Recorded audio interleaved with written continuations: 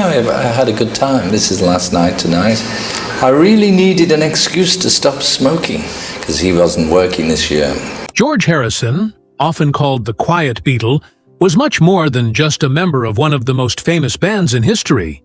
He was a man marked by contradictions, brilliance, and wounds that never fully healed. Born in 1943 in Wavertree, Liverpool, George came from a modest working-class family. His father drove buses, and his mother sang while tending to the household, filling the otherwise ordinary home with music and warmth.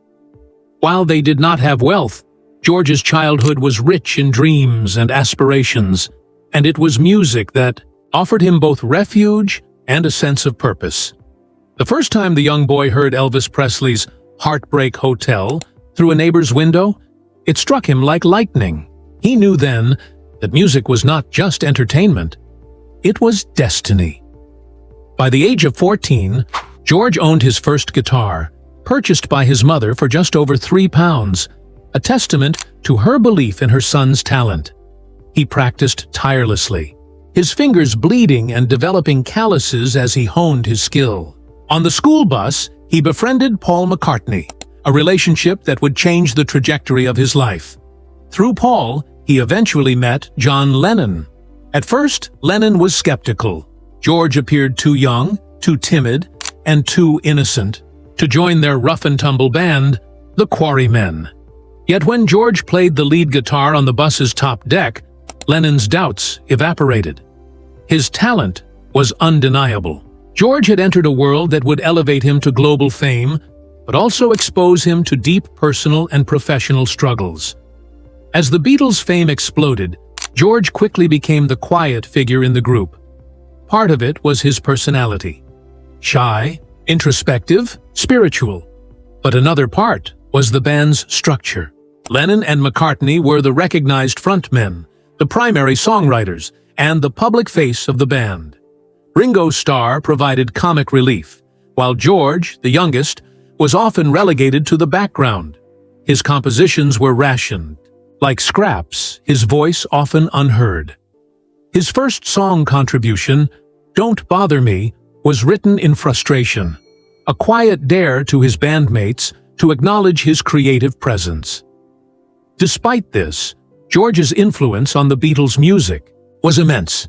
He introduced the sitar to Western rock through songs like Norwegian Wood, bridging cultural divides and reshaping the sound of pop music.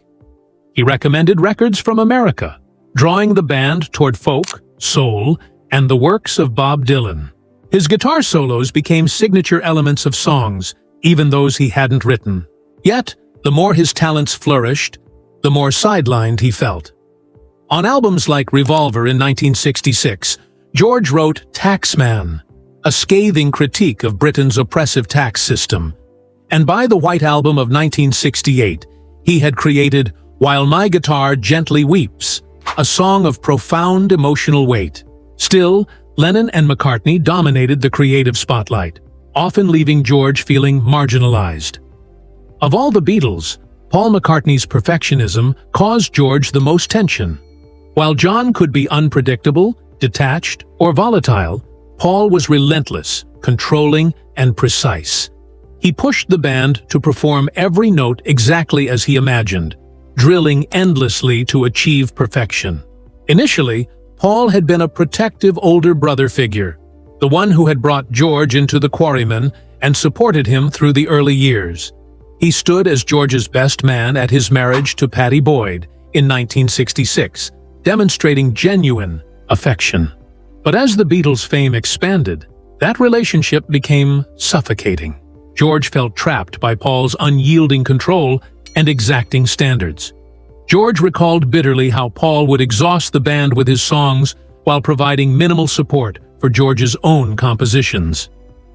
By the time the Let It Be sessions rolled around in January 1969, tensions had reached a breaking point. The band, filming rehearsals for a televised special, looked less like a creative powerhouse and more like a group on the brink of collapse. During one rehearsal, Paul instructed George on how to play a part on guitar. Frustrated and exhausted, George quietly but venomously replied, "I'll play whatever you want me to play. Or I won't play at all if you don't want me to. Whatever it is that will please you, I'll do it." It was not sarcasm alone. It was surrender and a declaration of despair. Days later, George walked out, leaving the band behind. Lennon even suggested replacing him with Eric Clapton, who had played on "While My Guitar Gently Weeps." During those 10 days away, George poured his frustration into music, writing "Wah Wah," a furious, cathartic anthem, and "Run of the Mill," a more reflective but equally poignant song. When he returned, conditions were set, including moving sessions from Twickenham to Apple Studios' basement. Though he rejoined, the fracture remained, and the bitterness lingered for decades. George's relationship with John Lennon was equally complex but cut deeper in different ways. John was the rebellious, magnetic figure George had admired as a teenager. The witty, leather-clad older boy embodied everything George aspired to be. They bonded over music, experimentation, and philosophy, particularly during their LSD experiences, which George later said opened doors in his mind he never closed. For a brief time, they were inseparable, the so-called LSD brothers.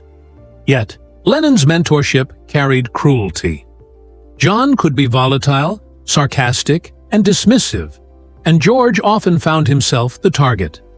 His devotion to Eastern spirituality and his musical innovations, such as incorporating the sitar, were mocked.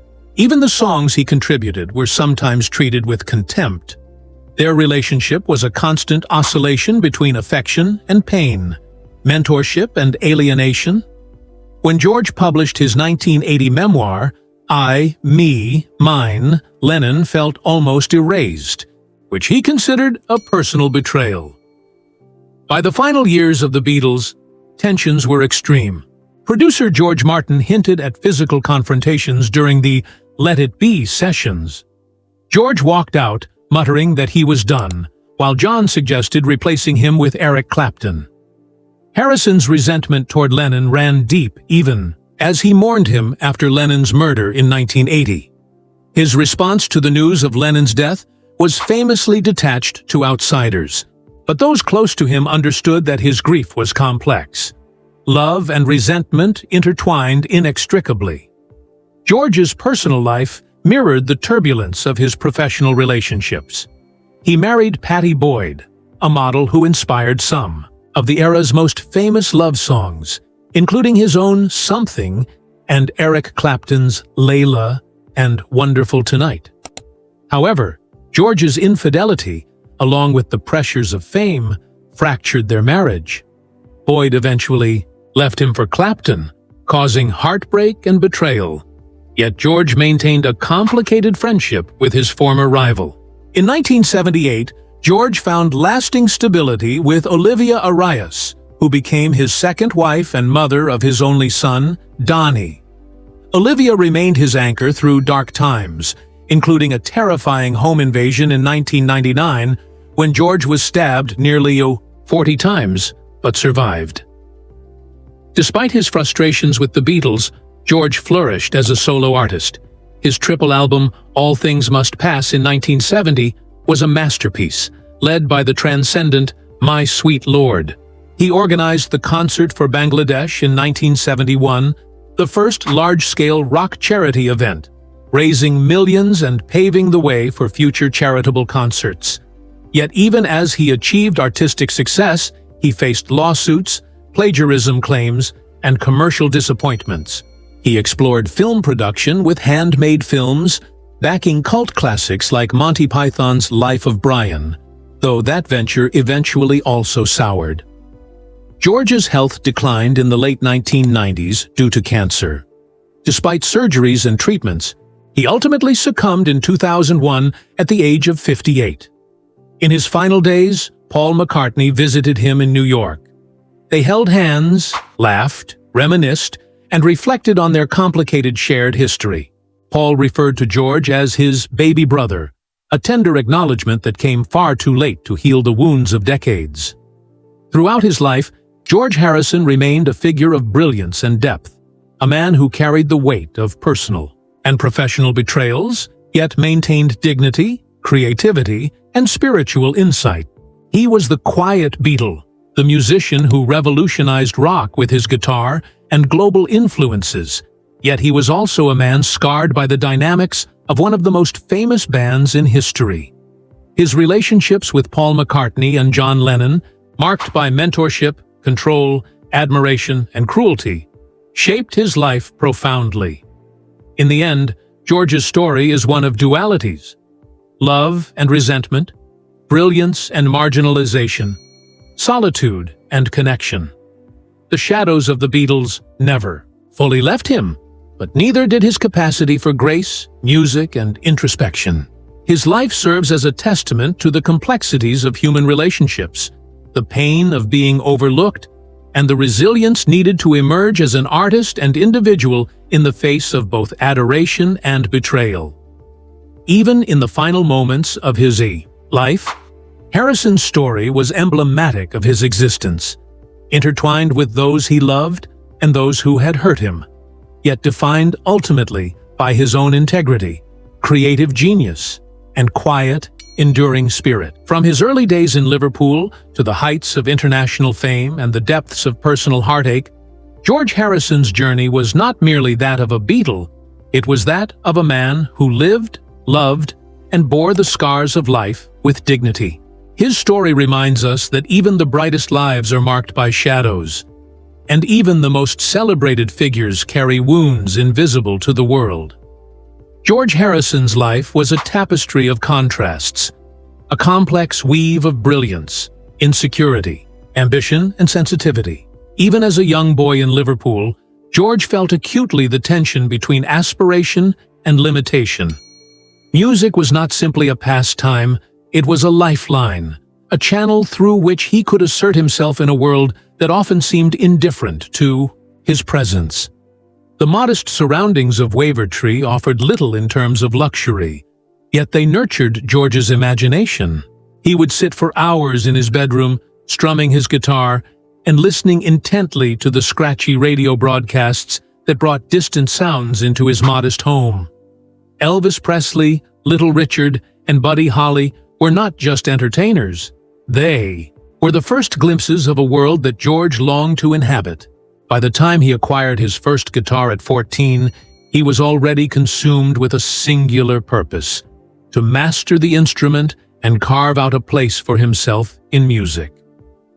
His friendship with Paul McCartney began as a shared love for music, but it quickly evolved into something more formative. Paul, older and more experienced, acted as a bridge into the musical world George aspired to join. Their bond was one of mentorship, but it was also fraternal.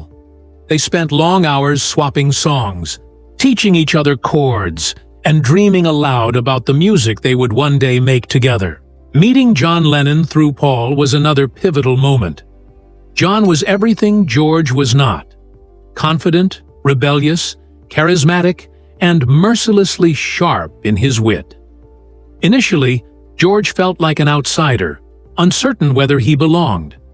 Yet, his talent on the guitar spoke louder than his youth or quiet demeanor. By the time the Quarrymen rehearsed on the top deck of the bus, George had proven himself, and Lennon's reluctant approval marked the beginning of a lifelong, complicated relationship. The rise of the Beatles did not immediately erase George's sense of marginalization. While fame and fortune surrounded him, the inner dynamics of the band often left him feeling like an observer rather than an equal. Lennon and McCartney dominated the songwriting, while Ringo Starr provided the visible levity that complemented their energy. George was the quiet presence, the shadow whose contributions were vital yet often overlooked. His first songs, like Don't Bother Me, were his attempts to stake a claim in the group's creative hierarchy. But they were received with polite acknowledgement rather than genuine celebration. His frustration grew not because he lacked talent, but because talent alone did not guarantee recognition in a structure dominated by the Lennon-McCartney partnership. It was during these formative years that George discovered Indian music and spirituality, a turning point that would define much of his later work. His introduction to the sitar and subsequent study with Ravi Shankar opened a new world of artistic and personal exploration. George's curiosity was not fleeting. He immersed himself in Indian philosophy, meditation, and culture, bringing a depth and texture to the Beatles' music that had never existed before. Norwegian Wood, with its sitar-driven melody, was not just a song. It was a declaration of artistic independence and a testament to George's willingness to challenge Western musical norms. Yet, even as he introduced revolutionary elements to the band's sound, he often faced dismissiveness from Lennon and McCartney. His innovations were acknowledged, but rarely celebrated in proportion to their significance. The tension with McCartney deepened as the band matured. Paul's perfectionism and insistence on control could be suffocating. Early on, Paul had been a protector, ensuring that George's talents were not completely ignored. But as their fame grew, Paul's protective instincts were replaced by a relentless drive for precision. George's compositions were often subjected to endless takes, minor corrections, and meticulous adjustments, while Lennon and McCartney's works received a level of attention and reverence that George's songs could never match. The Let It Be sessions epitomized this dynamic, culminating in George's brief walkout. His absence was not just a moment of frustration, it was a statement of self-preservation, a refusal to endure further diminishment in the creative process. John Lennon, on the other hand, wounded George in a more insidious, emotional way. Their early closeness, forged through shared musical experimentation and psychedelic exploration, gave George a sense of belonging and purpose. Yet, John's brilliance was paired with volatility. He could be dismissive, sarcastic, and at times cruel. George's interest in Eastern spirituality, which would eventually become central to his identity, was often mocked by Lennon. His creative contributions were undervalued, and his personality, quiet, introspective, spiritual, was sometimes a target for ridicule. The LSD years, while transformative and bonding, also intensified George's vulnerability to John's sharper edges. He admired John deeply, yet the admiration was intertwined with resentment, creating a complex emotional tapestry that would follow George throughout his life. Beyond the band, George's personal life was equally tumultuous. His marriage to Pattie Boyd in 1966 initially seemed idyllic. She was beautiful, talented, and supportive, and their relationship inspired some of the era's most enduring songs. Yet fame, infidelity, and personal differences eroded their union. George's affair with a friend's wife, combined with the pressures of living in the public eye, eventually led to Pattie leaving him for Eric Clapton. This betrayal was devastating, but George handled it with a unique blend of dignity and restraint. Despite the personal pain, he maintained a complex friendship with Clapton, demonstrating George's capacity for forgiveness, pragmatism, and emotional intelligence. In 1978, George found stability with Olivia Arias. She became his anchor, his confidant, and the mother of his son, Donnie. Their marriage was grounded in loyalty and mutual support, and Olivia stood by George through some of his darkest moments, including a near-fatal home invasion in 1999. George survived nearly 40 stab wounds, an event that left lasting physical and emotional scars. Despite such traumatic experiences, he remained committed to his music, spirituality, and family, a testament to his resilience and inner strength. George's solo career allowed him to express himself in ways that had been limited within the Beatles. All Things Must Pass, released in 1970, was a triple album of remarkable scope and depth. The album's centerpiece, My Sweet Lord, showcased not only his musical talent, but also his spiritual devotion. The Concert for Bangladesh in 1971 was another milestone, demonstrating George's commitment to humanitarian causes and his willingness to use his influence for good. Yet success was accompanied by challenges. Lawsuits over alleged plagiarism, commercial disappointments, and the pressures of managing creative projects independently. Despite these difficulties, George remained a creative force, exploring film, production with handmade films, supporting groundbreaking projects like Monty Python's Life of Brian, and fostering artistic innovation beyond the music industry. The later years of George's life were marked by reflection, reconciliation, and continued struggle. The old tensions with Paul McCartney resurfaced during projects like Free as a Bird, yet there was also room for tenderness. In his final days, the presence of Paul at his bedside highlighted the enduring complexities of their relationship. Rivalry, resentment, affection, and ultimately, familial love. George's death in 2001 at the age of 58 was a profound loss, not just for his family and friends, but for the music world at large.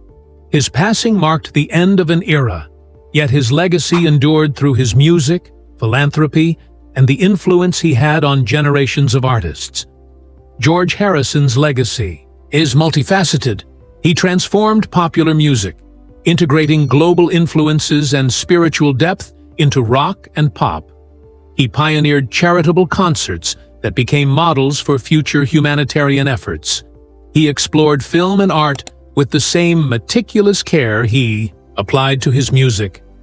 Yet perhaps his most enduring contribution is the way he navigated his own humanity, balancing joy and sorrow, love and disappointment, ambition and humility. Even when marginalized, overlooked, or hurt, George Harrison persisted, creating a body of work that resonates with honesty, passion, and spiritual insight. In the final analysis, George's life is both cautionary and inspiring. It speaks to the importance of creative expression, the necessity of personal integrity, and the complexities of human relationships. His story urges us to recognize the hidden struggles of even the most celebrated figures, to appreciate the resilience required to endure emotional pain, and to honor the quiet strength that allows a person to live authentically despite betrayal and marginalization. George Harrison was a man who bore the weight of immense talent, profound insight, and deep personal scars. Yet he emerged as a figure of enduring brilliance and quiet dignity, a testament to the human spirit in all its complexity.